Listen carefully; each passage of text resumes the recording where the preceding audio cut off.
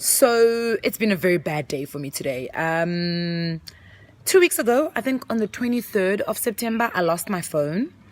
This guy came to me, approached me and borrowed my phone, and being the person that I am, I handed my phone over to this man and I never saw him again. Okay, sharp, not a problem.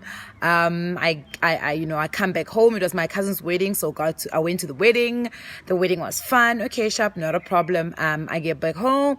I've got another phone that I was using, so the next day I go and do a SIM swap, and unfortunately I had to go to Ivory Coast. So the next day I went to Ivory Coast, and to cut a story long short, I come back and I remember Guti, yay, Gonja, I've got insurance and I'm paying for insurance. So I look into my insurance to see what are the things that I'm insured, and by God's mercy I am insured. My phone is actually insured.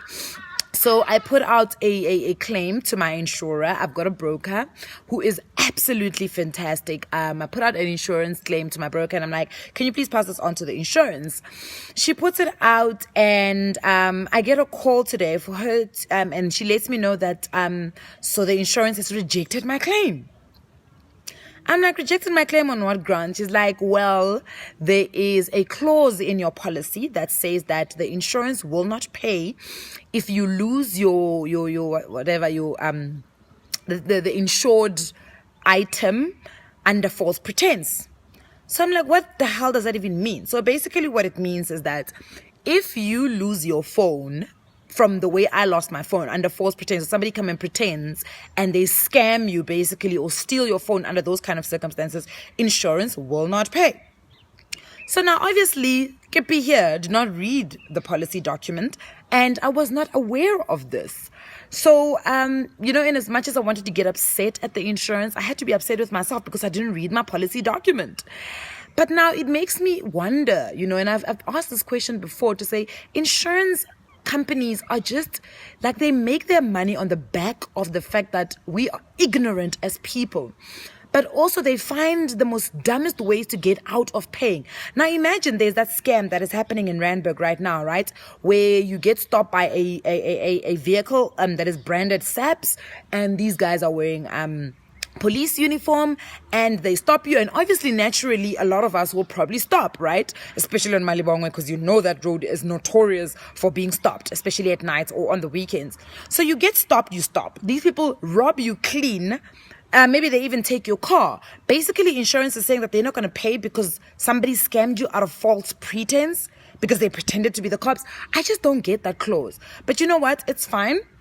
It's a learning curve. I'm not going to dwell on it because I actually don't have energy for it.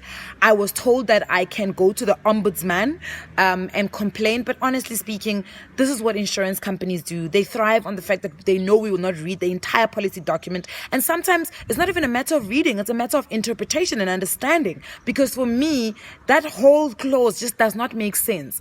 But you know what? Anyway, I've been scammed. It's whatever. My phone is gone, so I do not have a phone. But I will save enough money and go out and buy one. So, guys, stop asking me for free financial anything, because I do not have anything free to give right now. So, the lesson today is, please read all your contracts. Anything that allows you or obligates you to pay some sort of money, make sure that you've read that contract. Make sure you've read your policy document. Go and some of us don't even have those policy documents. Some of us don't even have the policies that we've taken out of insurance. So make sure you find them, make sure you read them, make sure you consent to what they say and you agree to what they say. But to cut a long story short, I am going to rescind from that insurer. Unfortunately, I said to them, you know what, I'm not going to fight you. Just give me back my money and I'm cancelling the policy because it's a waste of my time. Honestly speaking. Been paying every month, never skipped a single payment, but it is what it is.